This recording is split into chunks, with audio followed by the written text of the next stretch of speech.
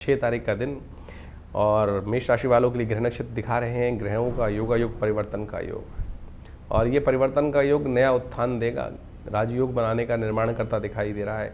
मन में उत्साह के साथ साथ बृहस्पति से दृष्ट होकर चंद्रमा का परिवर्तन का योग बनेगा, लेकिन अभी थोड़ा समय है। ये दिन थोड़ा सा उठापटक वाला रहेगा, ध्यान रखें। उसको ठीक करने के लिए भगवान विष्णु का स्तवन करें, हो सके तो व्रत रखें। निर्जला एकादशी भीमसेन ने भी रखी थी, और भीमसेन जैसा ताकतवर बड़ा भारी शरीर वाला व्यक्ति निर्जला एकादशी का व्रत व्यास जी के कहने पर उन्होंने रखा।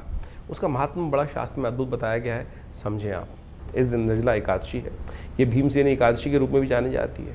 कहा जाता है कि संपूर्ण जो एकादशी हैं, जो 12 की 12 एकादशी जो आती हैं, पूरे 12 महीनों में एकादशी होती हैं, जो 24 एकादशी टोटल पड़ी, उन सब में यदि निर्जला एकादशी का व्रत एक बार कर लिया जाए तो उनके पूरे के पूरे वर्ष की जितनी एकादशी हैं उन सब का फल प्राप्त हो जाता है। भीमसेन ने एक बार महर्षि व्यास से प्रेरित होकर इस समय में व्रत रखा था।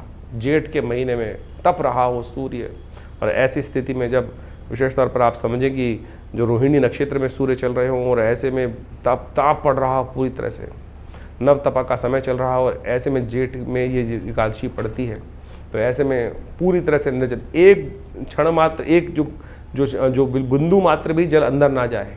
केवल आचमन करने की आज्ञा होती है इतनी कि बस केवल मुंह में जो पानी जो आचमन करने की आज्ञा, उतना ही यदि शौच इत्यादि की बात करना पड़े तो वो ऐसे में केवल पूरा सूर्य उदय से लेकर अगले दिन सूर्य उदय तक निर्जल तौर पर रहते हुए, व्रत रखते हुए, यदि भगवान का स्तवन करते हुए, भगवान की कथा का पाठ करते हुए, ओम नमो नारायणाय, ओम नमो भगवते वासुदेवाय का स्तवन करते हुए, ये नहीं सोचते हुए कि आज जल नहीं मिला, जल नहीं मिला, जल नहीं मिला, ऐसे ही करते करते व्रत नहीं रखना है। भगवान का स्तवन, भगवान की कथा करते हुए कार्य करना चाहिए, और उससे आपके समस्त मनोकामना सिद्धि के योग बन जाते हैं। तो ऐसे में देखिए, लोग पुण्य कमाने के लिए इस दिन जल का दान करते हैं।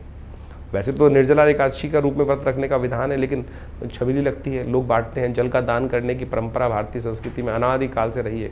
लोग कुएं बनवाते थे, बावड़ियाँ खुलवाते थे और साथ साथ प्याऊ लगाते थे। ये भारतीय संस्कृति ही है, शायद किसी और संस्कृति में ऐसी व्यवस्था करने की परंपरा नहीं रही।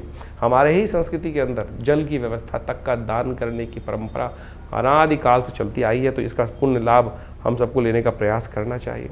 और इस दिन विशेष तौर पर भद्रा का योग भी बन रहा है, जो भद्रा करीब करीब दोपहर को 3:30 बजे के बाद रहेगी। तो नए कार्यों का आरंभ करने से इस दिन बचना चाहिए, इस बात का ध्यान रखें।